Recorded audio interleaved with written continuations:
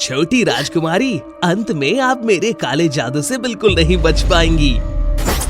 हार मान लीजिए। नहीं। वो कौन है जिसने अभी अभी राजकुमारी को बचाया और फिर आगे की कहानी क्या है? चलिए पता करते हैं। उस जादुई साम्राज्य में अगाथा और सोफी नाम के दो करीबी दोस्त थे।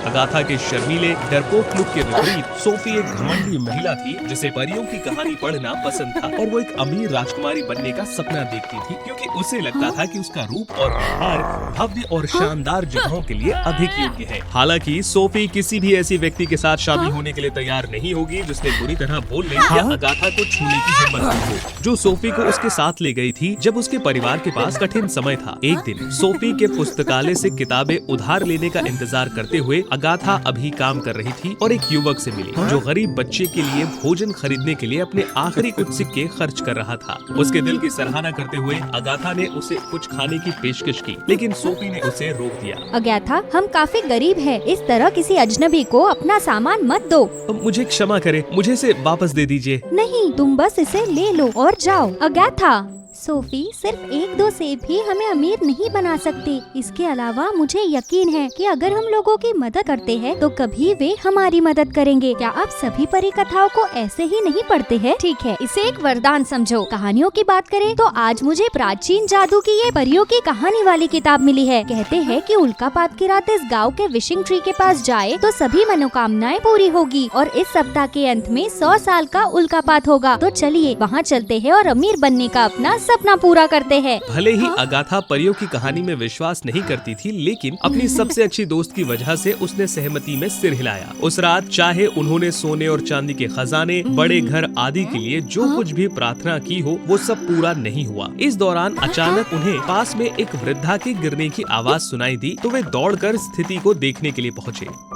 हालांकि सोफी को अपनी खूबसूरत पोशाक के गंदे होने का डर था, इसीलिए उसने असंतोष दिखाया और केवल उनके घाव पर पट्टी की। बुढ़िया ने उन दोनों के दिलों की कद्र करते हुए उन्हें दोस्ती का स्टार कंगन दिया और खुद को परी में बदल लिया। ये पता चला कि ये इच्छाधारी परी थी जो हजारों वर्षों से विशिंग ट्री में रहती थी और इच्छा पूरी करने के लिए नियत लोगों के यहाँ आने का इंतजार करती थी।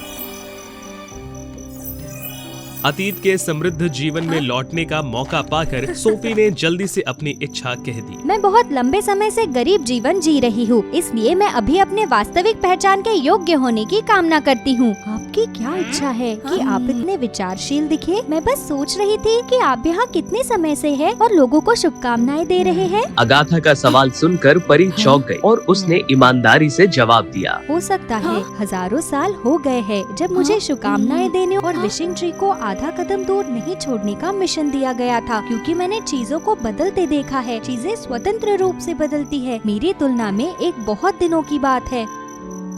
ऐसा है, दरअसल मेरा एक करीबी दोस्त है, एक अच्छी नौकरी है और मुझे लोगों को मदद करना भी अच्छा लगता है, लेकिन कभी कभी मुझे थकान भी महसूस होती है और मुझे आराम करने के लिए अपनी खुद की जगह की जरूरत होती है। जो मुझे पसंद है वो खुलकर करे। तो मेरी इच्छा है कि आप उस कड़ी मेहनत के बाद जो करना चाहते हैं करने के लिए स्वतंत्र होंगे। अगाथा की इच्छा से परी चकित रह गई, लेकिन फिर भी वो मुस्कुराई और इच्छा पूरी की। जब अगाथा जागी तो वो राजकुमारी बन गई थी जो एक शानदार महल में रहती थी, लेकिन सोफी एक चुड़ैल के घर में फंसी हुई थी जिसके चारों ओर अंधेरा था। क्या चल रहा है? मैं इस अंधेरे जगह में क्यों हूँ? क्या आप नहीं चाहते कि आपको वो दर्जा मिले जिसके आप हकदार हैं? इसीलिए मेरे लिए सबसे अंधेरी चुड़ैल की दुल्हन होना ये आपके लिए सबसे अच्छी स्थिति है। ऐसा नहीं हो सकता। अगर ये मेरी इच्छा है तो मैं महिला या राजकुमारी बनूंगी और सबसे अंधेरी चुड़ैल की दुल्हन नहीं बन सकती। क्यों नहीं? अगाथा की एक अस्पष्ट उपस्थिति है, लेकिन उसका दयालु चरित्र है। लेकिन आपके पास एक चट्टानी और महत्वाकांक्षी चरित्र है जो मेरी अद्भुत दुल्हन के रूप में परफेक्ट है।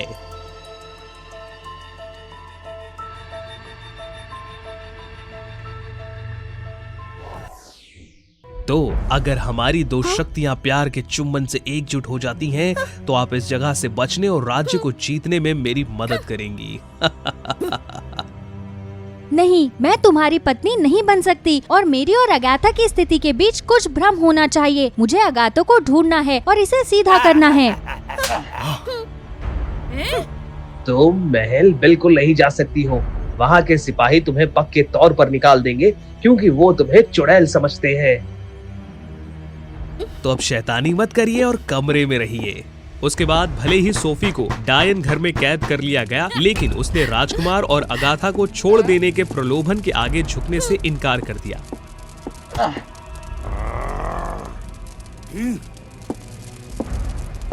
सोफी ने देर रात चुपके से बाहर निकलने की कोशिश भी की,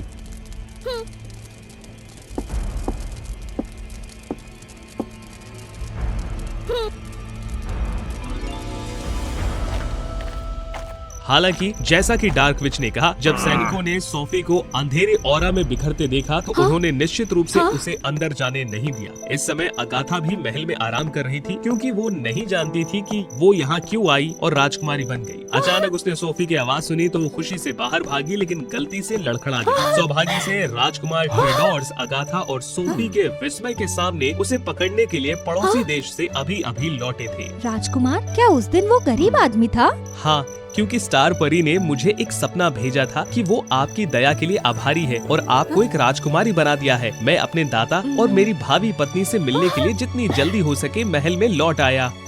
राजकुमार के स्पष्टीकरण को सुनने के बावजूद सोफी को सच्चाई पर विश्वास नहीं हुआ और वो अगली बातचीत में हस्तक्षेप करने वाली थी जब उसे डार्क विच द्वारा बुलाया गया।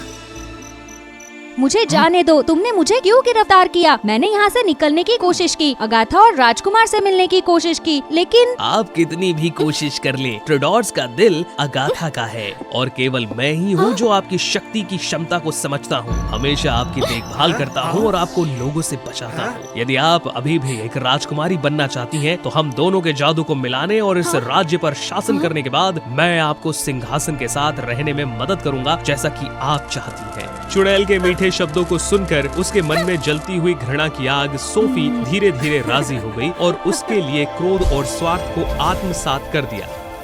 जब तक ट्रेडोर्स और अगाथा वहां पहुंचे, सोफी चुड़ैल को चुम्बन देने के लिए तैयार हो गई और धीरे धीरे अपने बंद जादू को वापस पाने में मदद की। ये पता चला कि सोफी के बारे में चिंतित होने के कारण अगाथा ने ट्रेडोर्स से अपने दोस्त को बचाने के लिए विनती की, लेकिन जब वे यहाँ पहुँचे तब तक बहुत देर हो चुकी थी। यहाँ तक कि ट्रेडोर्स घबरा गया और चुड़ैल पर हमला किया तो उसने तुरंत उसे नीचे गिरा दिया। फिर पूरे राज्य को नष्ट करने के लिए उसने जादू किया। हालांकि अगाथा अपने सामने के दृश्य से बहुत भयभीत महसूस कर रही थी। उसने देखा कि सोफी धीरे धीरे पूरी तरह से नियंत्रित हो रही थी, इसीलिए उसने जोखिम लेने की कोशिश की और डार्क विच के साथ बुरी तरह से लड़ी।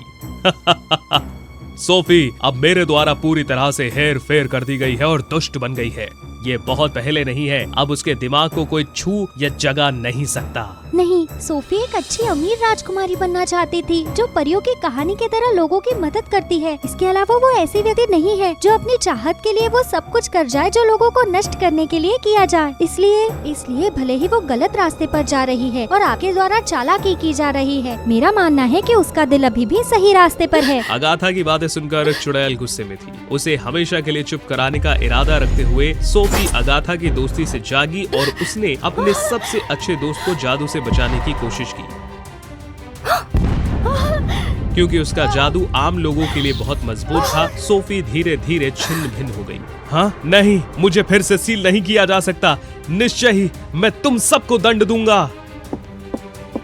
लेकिन जैसे ही वो सोफी और अगाथा की ओर बढ़ा, उसकी दोस्ती के कंगन से उज्जवल प्रकाश निकला और उस पर हमला किया। ट्रेडोर्स ने चुड़ैल को नष्ट करने का अवसर पा लिया, जिससे वह पूरी तरीके से टूट गया। दुर्भाग्य से ये सोफी को उसके घाव से उबरने और ठीक होने में मदद नहीं कर सका, जैसा कि उसने मूल रूप से किया था। मुझे खेद है अगाथा, मुझे लगा कि वो मुझसे प्यार करता है और मेरे साथ राज्य पर शासन करना चाहता है, लेकिन ये सब झूठ था। वो वास्तव में जो चाहता है वो बस सभी को नष्ट करना है। इसलिए मैं उसे आपको चोट नहीं पहुंचाने दे सकती, लेकिन आपका शुक्रिया। मैं समझती हूँ कि एक असली राजकुमारी के पास एक शानदार उपस्थिति नहीं है, लेकिन उन्हें एक शुद्ध दिल की जरूरत है। गलतियों को नजरअंदाज करने और हर किसी की मदद करने के लिए तैयार हो। मैं आपकी और बाकी सभी के लिए की गई गलतियों के लिए खुद को बलिदान करने के लिए तैयार हूँ। इसके अलावा मैंने अभी अभी एक मजबूत अगाथा देखी है, इसलिए मुझे आशा है कि आप मेरे बिना इसे जारी रख सकते हैं। अच्छा, मैं तुम्हारे जैसी दोस्त पाकर बहुत खुश हूँ। फिर अगाथा के शोक वक्त से पहले सोफी सितारों के नीचे गायब हो गई। सालों तक अगाथा ने हमेशा ट्रेडॉस के साथ सोफी की इच्छाओं को पूरा करने की कोशिश की और धीरे धीरे दोनों एक दूसरे को जानने लगे और शादी करने का फैसला किया। उस दिन जब हर कोई खुशी से बड़ा दिन मना रहा था, सोफी अचानक तारों भरे आकाश से प्रकट हुई और अगाथा को गले लगा लिया।